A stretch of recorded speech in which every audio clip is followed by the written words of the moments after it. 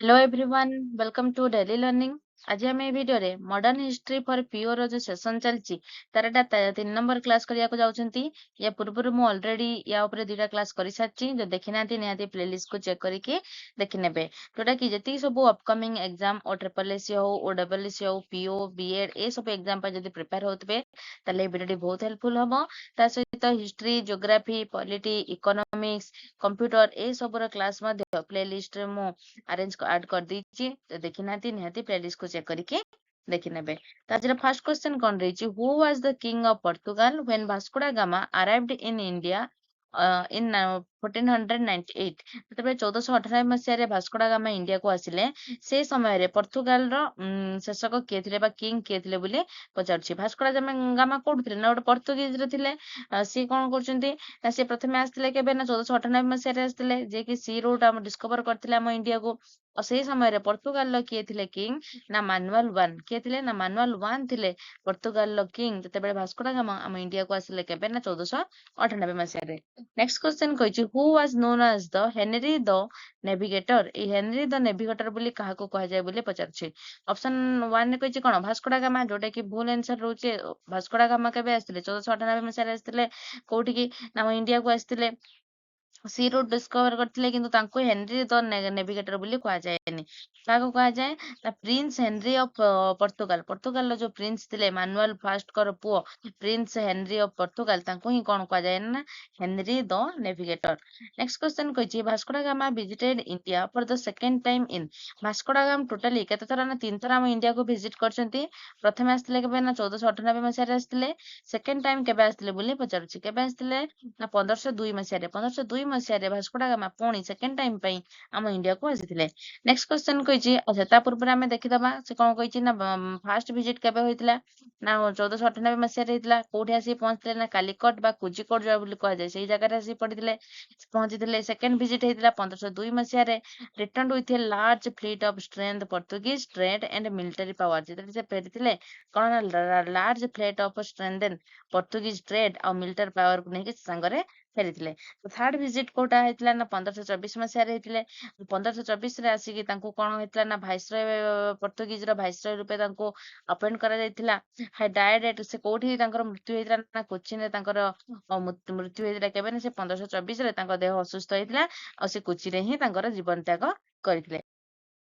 कहिछि, which was the first Portuguese trading centre in India. Portuguese मानकर प्रथम trading centre India रे कोटा बोली पचारुछि। Option अछि गोवा, सूरत ना कालीकट ना मद्रास।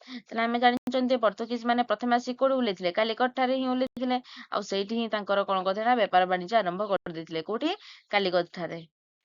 नेक्स्ट क्वेश्चन कहिछि, अच्छा तो कहिछि कोन ना Portuguese established important and more successful trading centre at.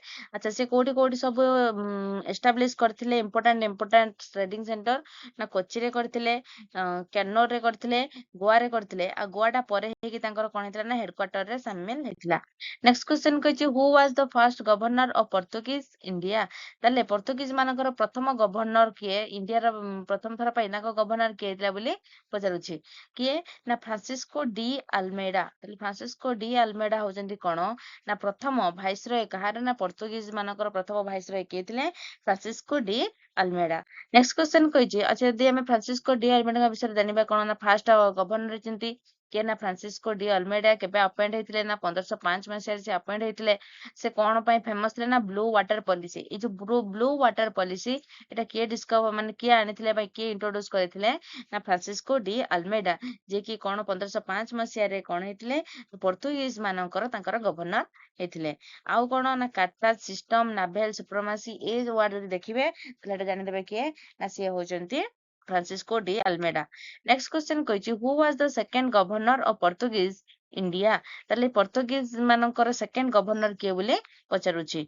First governor हमें जानले के ना फ्रांसिस्को डी आल्मेडा और सेकंड होजंती के ना अल्बर क्यूब। के ना अल्बर क्यूब होजंती पोर्तुगीज मानकर सेकंड गवर्नर। तापरे कहिछि कोन ना सेकंड गवर्नर के हेले ना अफांसो डी अल्बर्क्यो। से केबे ना 1509 रु 1515 पर्यंत से रहिथिले कोन हेकी ना भाइसरॉय हेकी रहिथिले। से जो फ्रांसिस्को डी आल्मेडा केबे करथिले ना 1505 रे से ପଏଣ୍ଟ ହେଇଥିଲେ। ଇଏ କିନ୍ତୁ 1509 ରୁ 1515 ପର୍ଯ୍ୟନ୍ତ କିଏ ଥିଲେ ନା ଆଲବର କ୍ୟୁବ ଥିଲେ। ଆଉ ତାଙ୍କୁ କଣ କୁହାଯାଏ ନା Albuquerque real founder of the Portuguese empire in India. ତାଙ୍କୁ ରିଏଲ ଫାଉଣ୍ଡର ବୋଲି ମଧ୍ୟ କୁହାଯାଏ। ସେ କେବେ କ୍ୟାପଚର କରିଥିଲେ ଗୋଆକୁ ନା ସେ 1510 ମସିହାରେ ଗୋଆକୁ କ୍ୟାପଚର କରିଥିଲେ, ଯୋଉଟା କି ପରେ କଣ ହେଇଥିଲା ନା capital of Portuguese in India. ପୁଣି ପରେ କଣ ହେଇଥିଲା ଯୋଉ ପର୍ତ୍ତୁଗିଜ ମାନଙ୍କର କ୍ୟାପିଟାଲ ହେଇଥିଲା। ତାହେଲେ ଆମେ ଜାଣିଲେ କିଏ ନା ଫାର୍ଷ୍ଟ ଗଭର୍ଣ୍ଣର ହେଲେ ଫ୍ରାନ୍ସିସ୍କୋ ଡି ଆଲମେଡା, ସେକେଣ୍ଡ ଗଭର୍ଣ୍ଣର ହଉଛନ୍ତି ଆଲବର କ୍ୟୁବ। ଫାର୍ଷ୍ଟ ଗଭର୍ଣ୍ଣର ସେ କଣ ଇଣ୍ଟ୍ରୋଡ୍ୟୁସ କରିଥିଲେ ଯେ ଯୋଉ Francisco de Almeida blue water policy. ଇଏ କଣ ନା ଇମ୍ପେରିଆଲିଜିମ କୁ ଇଣ୍ଟ୍ରୋଡ୍ୟୁସ କରିଥିଲେ। ଆଉ କଣ ନା ଏଙ୍କ ସମୟରେ ଇଏ ଯୋଉ ଆଲବର କ୍ୟୁବ 1510 ମସିହାରେ ଗୋଆକୁ କ୍ୟାପଚର କରିଥିଲେ।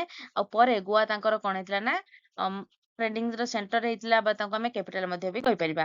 ନେକ୍ସଟ କ୍ୱେଶ୍ଚନ କହିଛି who introduce the policy of imperialism among the Portuguese in India. ଏଇ ଇମ୍ପେରିଆଲିଜିମ ଯୋଉ ଇଏଟା କିଏ ଇଣ୍ଟ୍ରୋଡ୍ୟୁସ କରିଥିଲେ ବୋଲି ପଚାରୁଛି। କିଏ ନା ଆଲବର କ୍ୟୁବ। ଆଲବର କ୍ୟୁବ ହେଲେ କଣ ନା ଗଭର୍ଣ୍ଣର, ଯିଏକି ସେକେଣ୍ଡ ଗଭର୍ଣ୍ଣର ରହୁଛନ୍ତି କାହାର ପର୍ତ୍ତୁଗିଜ ମାନଙ୍କର। ସିଏ ହିଁ ଏଇ ଇମ୍ପେରିଆଲିଜିମ ର କନସେପ୍ଟ ଟାକୁ ଇଣ୍ଟ୍ରୋଡ୍ୟୁସ କରିଥିଲେ।